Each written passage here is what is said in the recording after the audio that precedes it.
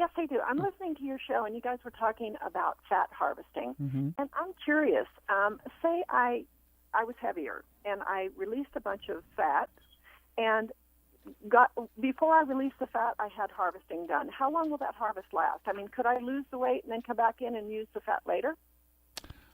Oh, I see. So in other words, what you're basically asking is, can we harvest fat, store it some kind of way, like freezing it or whatever, and then come back later and use it as a graft material? Is that the question? Yes, correct. Yeah. Well, that's interesting. I would say probably, about 10 years ago, that type of thing was talked about and was espoused and suggested as a reasonable thing to try to do.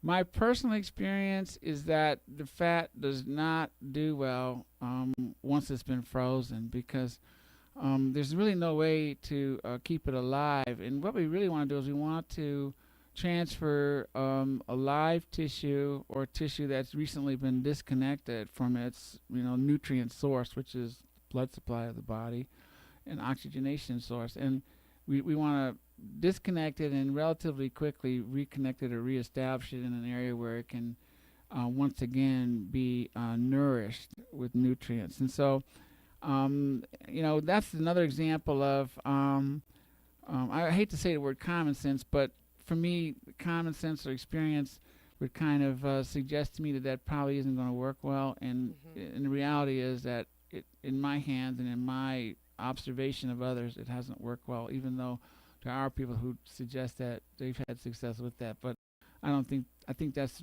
definitely the exception rather than the norm. So I wouldn't count on that working real well.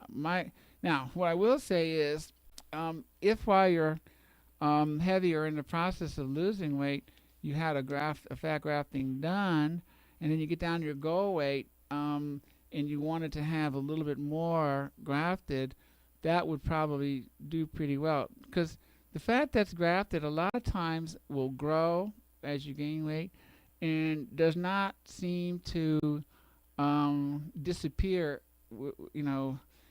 at the same speed that fat elsewhere in your body disappears. So in other words, if we harvest the fat from one of those hardy areas of your body that stays big, whether you're big or not so big, then those fat cells have different receptor sites, and they seem to survive better even if you're losing weight elsewhere. Like women will commonly say, "Doc, no matter how hard I work, no matter how much weight I lose, I still have this pudge in my stomach or these love handles or whatever."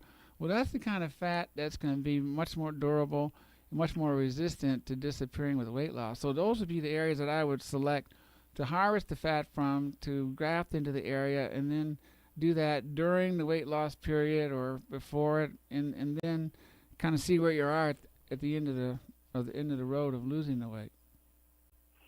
Okay, thank you so much. You're welcome.